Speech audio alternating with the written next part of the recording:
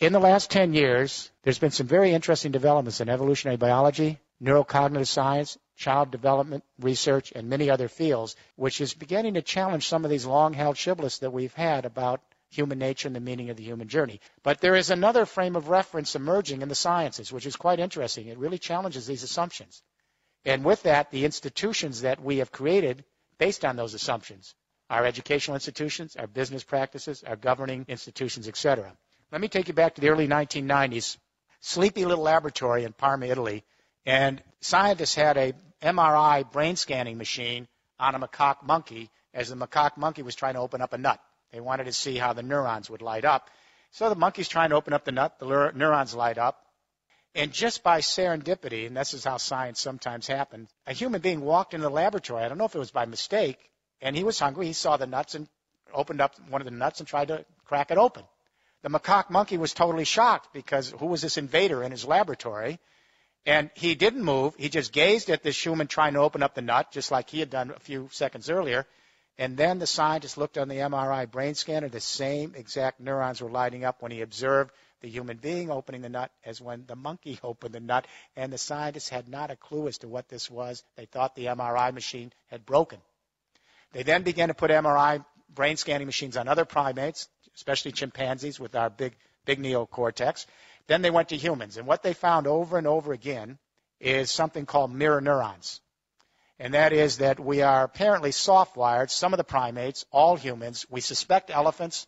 We're not sure about dolphins and dogs. We've just begun. But all humans are soft-wired with mirror neurons so that if I'm observing you, your anger, your frustration, your sense of rejection, your joy, whatever it is, and I can feel what you're doing, the same neurons will light up in me as if I'm having that experience myself. Now, this isn't all that unusual. We know if a spider goes up someone's arm and I'm observing it going up your arm, I'm going to get a creepy feeling. We take this for granted, but we are actually soft-wired to actually experience another's plight as if we are experiencing ourselves. But mirror neurons are just the beginning of a whole range of research going on in neuropsychology and brain research and in child development that suggests that we are actually soft-wired not for aggression and violence and self-interest and utilitarianism, that we are actually soft-wired for sociability, attachment, as John Bowlby might have said, affection, companionship, and that the first drive is the drive to actually belong. It's an empathic drive. What is empathy? It's very complicated. When little babies enter nursery and one baby cries, the other babies will cry in response. They just don't know why. That's empathic distress. It's built into their biology. Around 2.5 years of age, a child actually can begin to recognize himself in a mirror. That's when you begin to mature empathy as a cultural phenomenon.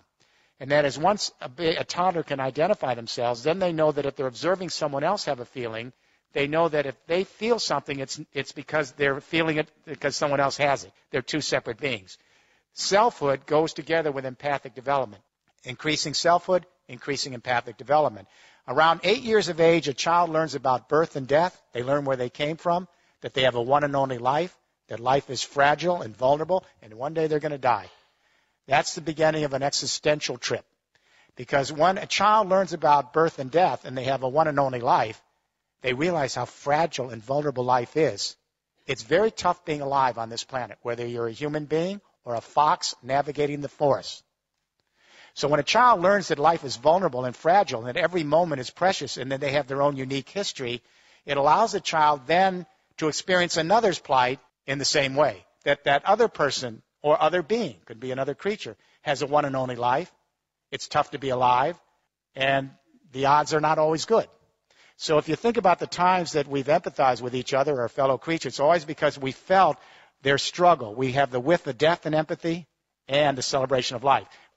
And we show solidarity with our compassion. Empathy is the opposite of utopia. There is no empathy in heaven. I guarantee you, I'll tell you before you get there. There isn't any empathy in heaven because there's no mortality.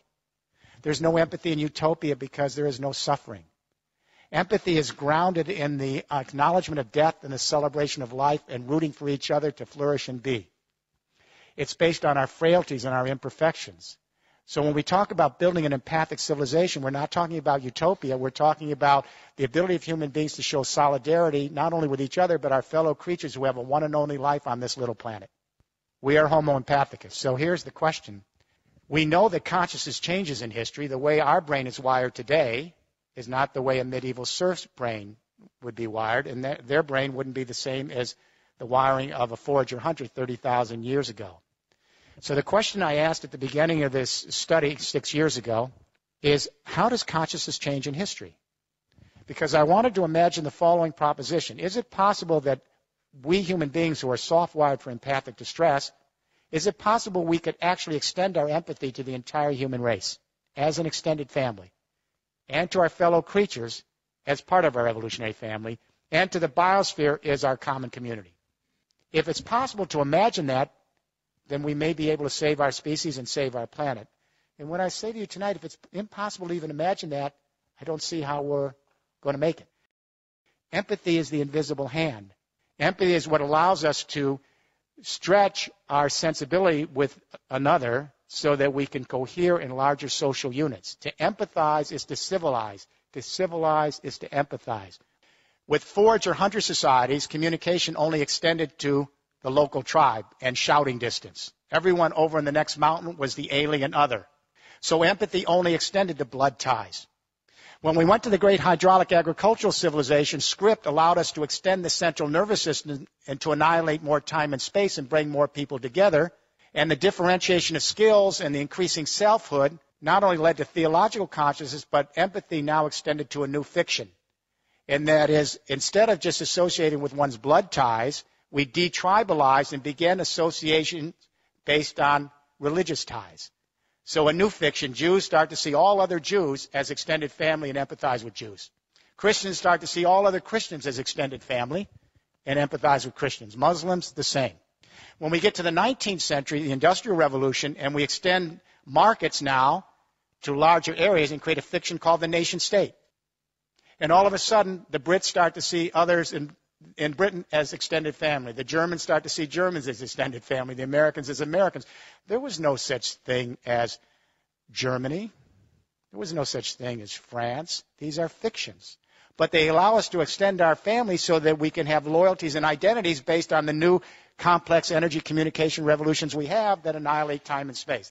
But if we have gone from empathy in blood ties to empathy in religious associational ties to empathy based on national identification, is it really a big stretch to imagine the new technologies allowing us to connect our empathy to the human race writ large in a single biosphere? On what reason would we stop here at the nation-state identity and only have ideological empathy or theological-based empathy or tribal-based blood tie empathy? We have the technology that allows us to extend the central nervous system and to think viscerally as a family, not just intellectually. When that earthquake hit Haiti and then Chile, but especially Haiti, within an hour the Twitters came out, and within 2 hours some cell phone videos, YouTube, and within 3 hours the entire human race was in an empathic embrace coming to the aid of Haiti.